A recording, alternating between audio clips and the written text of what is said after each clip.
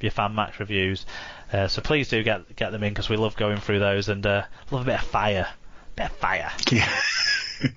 Great. Even That's round 11 recapped and washed from our memory. We're now going to move into other results.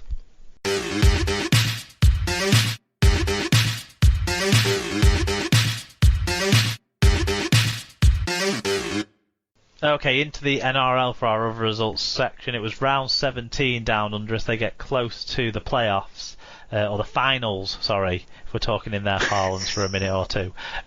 So, started on Thursday, where the hapless Broncos faced off against the top of the table Panthers, and it finished 25 points to 12 in favour of the Panthers. But Farnworth did play for the Broncos as his strong season continues. Moving on to Friday, it was the Knights 38, the Sharks 10. The big talking point from this game that everyone probably has seen was the flying shoulder charge from Chad Townsend that has resulted in him getting a 3-game ban, hasn't it, on Kalen Ponga on a 20-metre tap restart where the referee blew it dead just before Townsend leaped into the air and threw his shoulder towards the young Ponga's head. Ponga already had blood all over his face as well, didn't he? It's like something from the flipping wrestling. It was ridiculous. Like, I can never recall seeing anything like it from a 20-metre restart. I've seen stupid stuff. It shows how different things are looked at down under than here, because no observer in the Northern Hemisphere was sat watching that thinking, should it be a red card or not? We all thought he left his feet and jumped with his shoulder towards the opposing player. That's a red card. And they're all, well, I'm not sure there was actual proper contact to the head. I don't think he really bashed him in the head properly. That blood was there from a previous tackle, so I'm not sure that it should be a red card. He left his feet and shoulder charged him. It was bizarre. It was absolutely bizarre. I'd say I've never seen anything like it. Anyway. Rabbitohs 16, Storm 22 was the first of the games we got to see on Sky this week. Tom Burgess, another impressive outing in a losing performance there, 177 metres from him. I mean, the Storm were the better side in the second half, and in the first half, the Storm defence, and if the Rabbitohs were playing any other team in the first 20 minutes of this game, they would have been 18, 20 points ahead. That's how dominant they were in everything other than being able to post points on the board. So you've got to credit the Storm for weathering that storm and then coming out the winners in the end.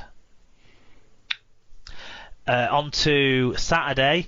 Thompson was back for the Bulldogs, made 138 metres in their inevitable loss, this time to the Titans. It was 18 points to 14 in favour of Justin Holbrook's men against his former star prop. Then on to the games that we saw on Saturday morning on Sky. It was the Seagulls 32, the West Tigers 34, in the most Super League game that I've seen in the NRL this season.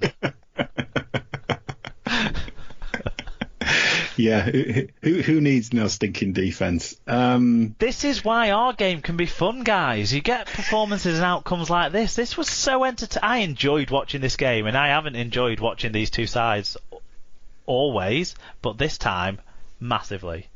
Well, the Tigers, as we all know, the Tigers will always finish ninth, and they had to win to go back into ninth, and so it was proved.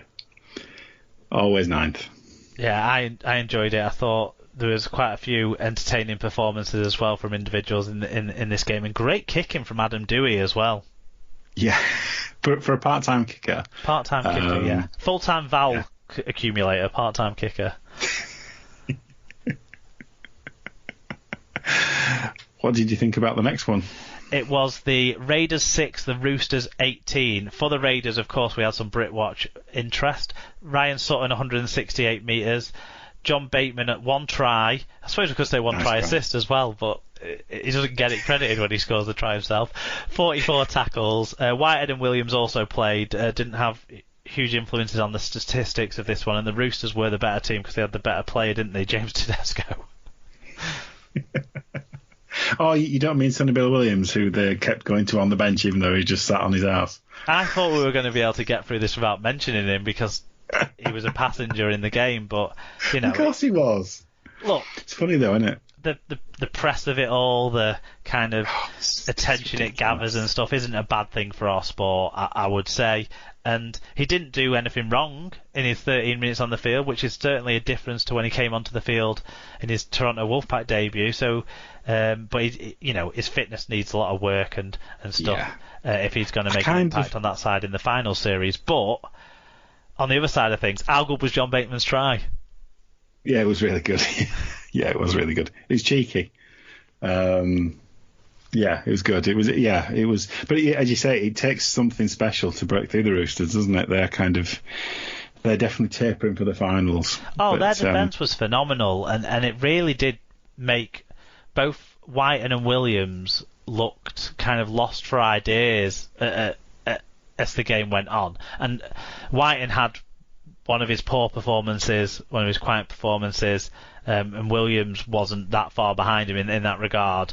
And then Semi Valame, I thought, was just an error waiting to happen every time he touched the ball on the wing for the Raiders, which didn't help things because they kept putting themselves under pressure, didn't they, with errors. Josh Papali getting injured as well in the second half. Just when you were at that point in the game where it felt like if Papali comes back on now, they're still in it. Yes. Because he can change a game like that, and that was damaging. But the Roosters are just a step above as a team this year. Definitely, and they stepped it back up. I think Tupanua has found his form again. That he kind of flashed at the start of the season. The Morris twins just can't stop playing well. I was going to say, it's a slight shame that Sonny Bill Williams kind of overshadowed Josh Morris's 300th game. Really, that was a bit of a the kind of thing you want to actually talk about rather than a player who's basically sat on the bench for 70 minutes. Yeah, but anyway. Ryan Sutton keeps staking his claim, doesn't he, to be a top performer as well. He started, didn't he? Yeah, and when they couldn't bring Papali back on, Ryan Sutton was the man they turned to try and have an influence, and he didn't make any errors or mistakes, really. It's just he's not quite in that same category, is he? Well, no, there's no shame in not being Josh Papali, is there? No, and James Tedesco was unbelievable. Well, yeah. On to Sunday's games, which we saw nothing of. Warriors 18, the Eels 24, and the Cowboys 23, the Dragons 22. So the Cowboys finally got a win after so long without one. Yeah, a moment of brightness for Carsten, no doubt. Yeah. So, in the standings, Penrith are top on 31 points, Storm on 28 and Eels on 26 are the only threats now to them becoming minor premiers for the first time since 2003. Roosters make up the top four on 24 points. Raiders are next on 22. With the Knights on 21, Rabbitohs on 20, and Sharks on 18 making up the top 8. So the West Tigers, perennially 9th, and the Warriors, both on 14, are only, I would say, outside shots of breaking into the top 8. It's getting a bit mathematical from now. Technically, the Dragons, Sea Eagles and Titans on 12 points with 3 rounds left still have an outside chance, but points difference makes that look very unlikely. Manly and Gold Coast are now out of it, with the Broncos, Cowboys and Bulldogs making up the rest of the table. I mean, we don't think anyone else is going to break into the top 8, even if the Sharks have a bit of a bad run.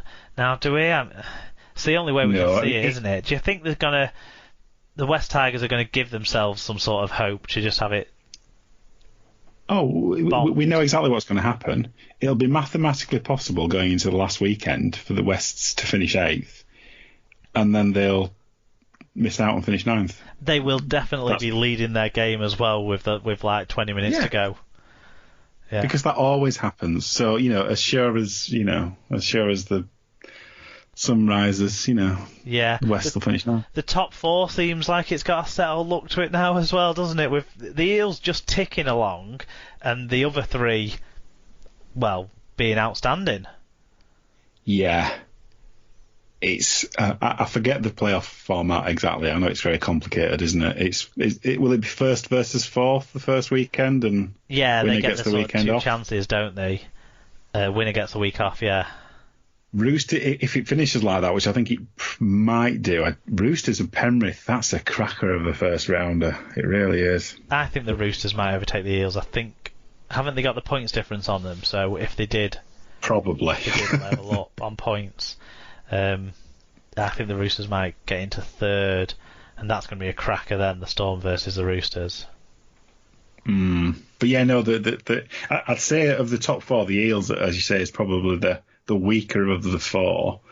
But yeah, I wouldn't discount the Raiders from going on a run. Or the Rabbitohs have been in good form. I wouldn't hold that much hope for the Knights or the Sharks. I think they'll be first round fodder. But the issue for the Rabbits and the Raiders is that they just can't seem to string points together against the top sides. But if they can get their best defensive form going up against the Storm or the Roosters or the Panthers, then I think they can go toe to toe as long as they've got their best available outfits on the pitch. I think the Rabbitohs need Gagai back for the finals. I'm not sure what his situation is. They need some of that back, don't they? Because they're not going to get Latrell back unless they just find a way to scrape him back in for the finals. It's unlikely though, isn't it? So that's the key thing to them. And obviously we know the Raiders are never getting Hodgson back this year, but they need Papali, they need Nickel Clockstad, they need White and Williams playing closer to their best than they did this week. But if they played like they played the week before, then they'd be all right in that term from attack. So they need more things to fall into place. Whereas you can almost feel like the Storm and the Roosters can play title-winning rugby with one or two of their best players missing. I don't think any of the other sides have that luxury. No, I do. I know Penrith have been amazing this year, but I do still think, because of their lack of kind of recent experience at this kind of playoff format, I'd still go into it thinking the Roosters and the Storm would be the likely kind of and I think that's best why two teams. The Panthers will want the Roosters and Storm to finish second and third in the ladder. Maybe, yeah.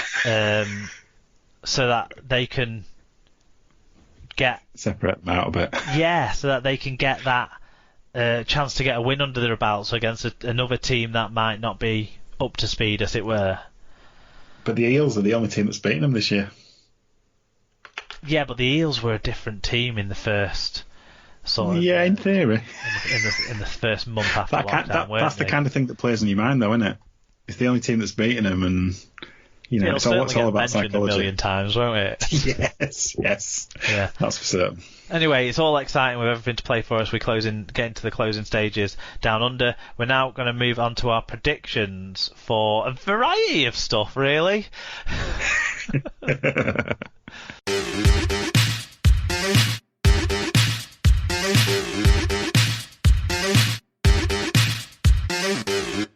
So we move on to predictions, the ever tricky predictions this year. Stick a pin in the paper and see what comes up. And hopefully you land on the game that does go ahead. Yeah. All 6 of these matches are subject to change. But we start on Thursday night. On 6 o'clock on Sky, all these games on Sky or the BBC. Hull FC versus Wakefield. What say you?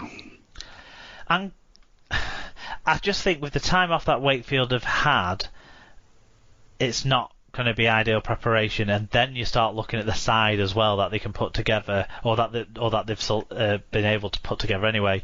With some key components missing, and no Miller and no Wood. I just wonder where the direction's going to come from for Wakefield. So, whereas we have seen recently that Hull FC can win a game, I just think Wakefield are lacking way too much direction and leadership. So I'm going to go FC by 8, but I'm not fancying this as a fun one to watch. really. But FC have gone into this game with their team selection with one eye, if not 1.5 eyes, on the cup game. So that throws some question marks over it as well. But the last time Hull had to get a load of young players in for whatever